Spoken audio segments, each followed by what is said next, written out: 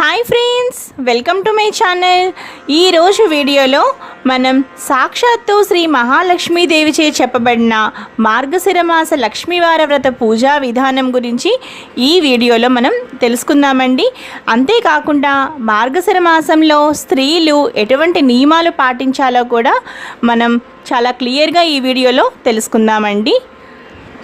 ఒకనాడు నారదుడు పరాశరుడు త్రిలోకాలు సంచరిస్తూ సేద తీరటానికి భూలోకంలో ఒక గ్రామానికి చేరుకున్నారు. ఆ సమయంలో ఆ గ్రామంలో 4 వర్ణాల వారు ఇళ్లను ఆవు పేడతో అలికి ముగ్గులు వేశారు. స్త్రీలందరూ తలంటు స్నానం చేసి కొత్త బట్టలు ధరించారు లక్ష్మీ పూజ చేయటానికి. 4 వర్ణాల వారు కలిసి ఒక చోట చేరి లక్ష్మీదేవి ప్రీతి కొరకు గానం చేస్తుండగా వారి భక్తికి ఆశ్చర్యం చెందిన నారదుడు పరాశర మహర్షితో, మహర్షి, ప్రజలంతా కలిసి ఇంత ఆనందంగా చేస్తున్న ఈ పూజ ఏమిటి? నాకు ఈ పూజ గురించి తెలుసుకోవాలని కుతూహలంగా ఉంది అని అనగా, ఈ పూజ గురించి వివరంగా తెలియపరచండి అని అన్నారు. గురువారం చేసే ఈ పూజను లక్ష్మీ పూజ అంటారు. సంవత్సరానికి ఒకసారి వచ్చే మార్గశిర మాసం ఈ పూజ చేయడానికి శ్రేష్టమైనది, లక్ష్మీదేవికి చాలా ప్రీతికరమైనది అని పరాశర మహర్షి నారదుడికి తెలిపారు. నారదుడు, మహనీయ, ఈ పూజను ఇంతకు ముందు ఎవరైనా చేశారా? చేస్తే ఎవరు చేశారో వారికి ఏ ఫలం కలిగిందో తెలియజేయండి అనగా పరాశరుడు కథ చెప్పడం మొదలుపెట్టారు. ఒకనాడు లక్ష్మీవారం విష్ణు పాదాలను సేవిస్తూ మహాలక్ష్మీదేవి స్వామితో, స్వామి, ఈరోజు మార్గశిర లక్ష్మీవారం, ప్రజలు నా వ్రతం చేసే రోజు. మీరు అనుమతిస్తే నేను భూలోకానికి వెళ్ళి నా వ్రతం చేసేవారిని అనుగ్రహిస్తాను అని పలికింది. విష్ణుమూర్తి సరే అనగా సర్వాలంకృత భూషితమై భూలోకానికి పయనమైంది లక్ష్మీదేవి. ఒక ముసలి బ్రాహ్మణ స్త్రీ రూపంలో విష్ణుమూర్తి ఒక ఇంట్లోకి ప్రవేశించాడు.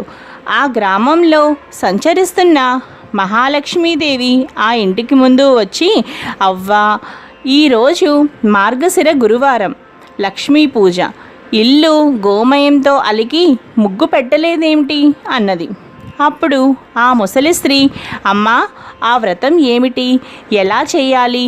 నువ్వు చెబితే నేను కూడా చేస్తాను అని అడుగగా మహాలక్ష్మి మందహాసంతో ఈ విధంగా పలికింది.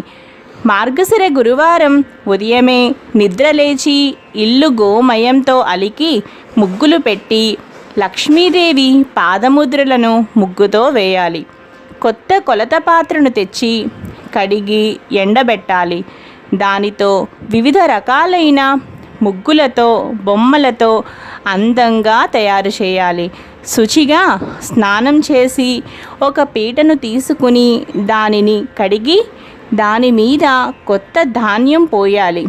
దాని మీద కొలత పాత్రను ఉంచి పసుపు నీటితో కడిగిన వక్కను ఉంచాలి. తెల్ల ధాన్యాన్ని ఈ మాసంలో కొలవాలి. మనసులో కోరికను చెప్పుకుని కొద్దిగా తెల్ల ధాన్యాన్ని కొలత పాత్ర మీద పోయాలి. ఎరుపు రంగు వస్త్రాన్ని దాని మీద ఉంచి ఎర్రని పూలతో పూజించి శ్రీ మహాలక్ష్మిని తలుచుకుని దీపారాధన చేయాలి. మొదట పాలు నైవేద్యంగా పెట్టాలి. తరువాత నూనె వాడకుండా నేతితో చేసిన పిండి వంటలను మాత్రమే నైవేద్యంగా పెట్టాలి. ఇది ఒక విధానం. లక్ష్మీదేవి ఆ అవ్వతో రెండవ విధానం చెప్పడం మొదలుపెట్టింది. రెండవ విధానం చాలా సులభమైనది. మార్గశిర శుక్ల దశమి తిథి గురువారం వచ్చిన రోజున నిష్ఠతో ఈ వ్రతాన్నే చేస్తే తప్పక సిరి వస్తుంది. ఈ వ్రత నైవేద్యం పంచి పెట్టకపోతే మాత్రం లక్ష్మీ కటాక్షం లభించదు. మనసును నిర్మలంగా ఉంచుకుని 10 మందిని పిలిచి ఈ వ్రతం చేయాలి. పసుపు కుంకుమలు పంచిపెడితే ఆ ఇంట లక్ష్మి తాండవిస్తుంది. ఈ వ్రతం మాత్రమే కాదు, మరికొన్ని ఆచరించాలి అవ్వా అని అన్నది లక్ష్మీదేవి.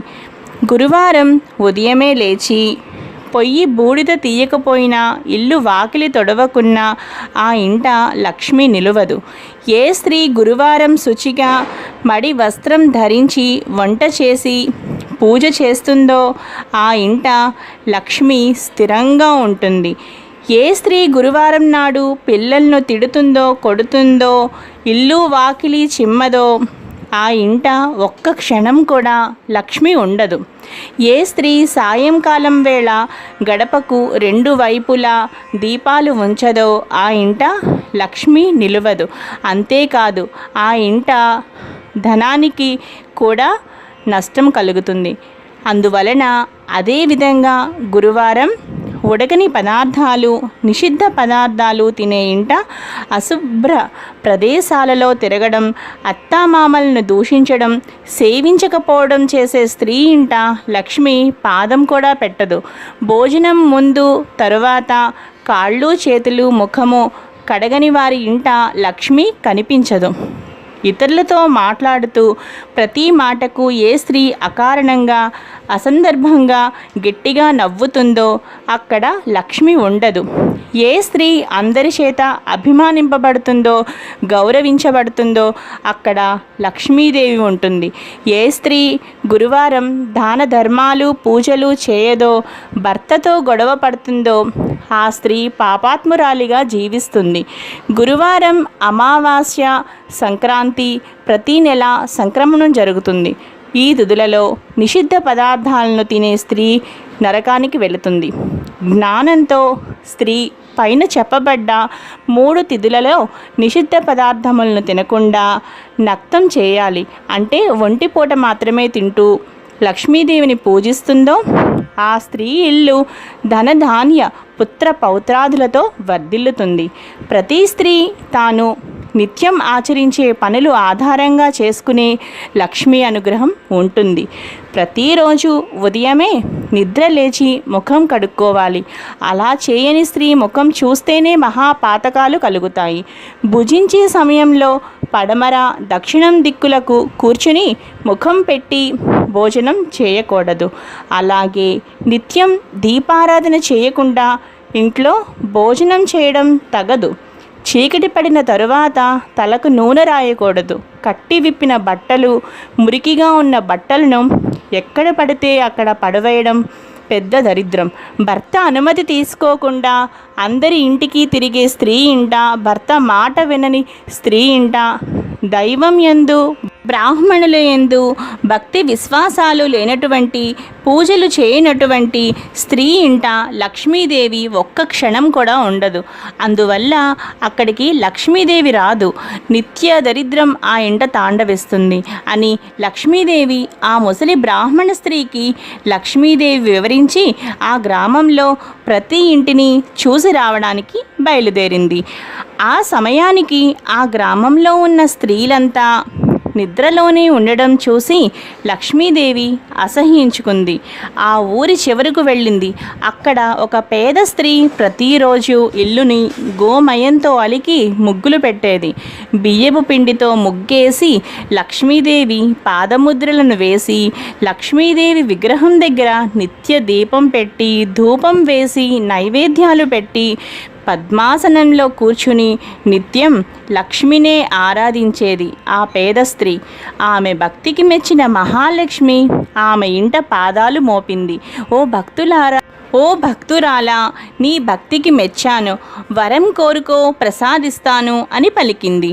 సాక్షాత్ లక్ష్మీదేవిని చూడడంతో ఆ స్త్రీ నోట మాట రాక ఏ కోరిక కోరలేదు. అప్పుడు లక్ష్మీదేవి, నీవు కోరకుండానే నేను వరాలు ఇస్తున్నాను. నీవు మరణించే వరకు సకల సంపదలను అనుభవిస్తావు. మరణం తరువాత వైకుంఠాన్ని చేరుతావు అని లక్ష్మీదేవి వరాలిచ్చింది. నా వ్రతం విడవకుండా చేయి, విష్ణుమూర్తి అనుగ్రహం కూడా కలుగుతుంది అని పలికింది. మహాలక్ష్మి చెప్పిన విధంగానే ఆ స్త్రీ లక్ష్మిని నిత్యం పూజించి సకల సంపదలు, భోగ భాగ్యాలు 5 కుమారులతో ఆ స్త్రీ జీవితం ఆనందంగా గడిపింది అంటూ మహర్షి పరాశరుడు నారద మునీంద్రుల వారితో పలికారు. శ్రీ మహాలక్ష్మీదేవిచే స్వయంగా చెప్పబడిన ఈ వ్రతం చాలా విశిష్టమైనది. ఈ కథను నిత్యం చదవడం వలన సకల శుభాలు కలుగుతాయి. ఎవరైతే మార్గశిర మాసంలో శ్రీ మహాలక్ష్మీదేవిని ఈ విధంగా పూజిస్తారో, అమ్మవారు చెప్పిన నియమాలను ఎవరైతే పాటిస్తారో వారి ఇంట లక్ష్మీదేవి స్థిరంగా ఉంటుంది. అంతేకాకుండా వాళ్లకు భోగ భాగ్యాలు, ఆరోగ్యాలు, అష్ట ఐశ్వర్యాలను ప్రసాదిస్తుంది. ఈ విధంగా మార్గశిర మాసంలో లక్ష్మీదేవిని పూజించి నియమాలను పాటిస్తూ ఆరాధించాలి. ఈ విధంగా మార్గశిర మాసంలో లక్ష్మీదేవిని సేవిస్తూ ఆరాధిస్తూ అమ్మవారి అనుగ్రహాన్ని పొందాలి. ఈ వీడియో కనుక మీకు నచ్చినట్లయితే తప్పకుండా లావణ్యాస్ లైఫ్ స్టైల్ ఛానల్ని సబ్స్క్రైబ్ చేసుకోండి. అలాగే పక్కనే ఉన్న బెల్ సింబల్ని కూడా యాక్టివేట్ చేసుకోండి మరిన్ని వీడియో నోటిఫికేషన్స్ కోసం. అంతేకాకుండా ఈ వీడియో కింద ఉన్న డిస్క్రిప్షన్ బాక్స్ను కూడా చెక్ చేయండి. అలాగే చూస్తూనే ఉండండి లావణ్యాస్ లైఫ్ స్టైల్. మరో మంచి వీడియోతో మీ ముందు ఉంటాను. Thanks for watching.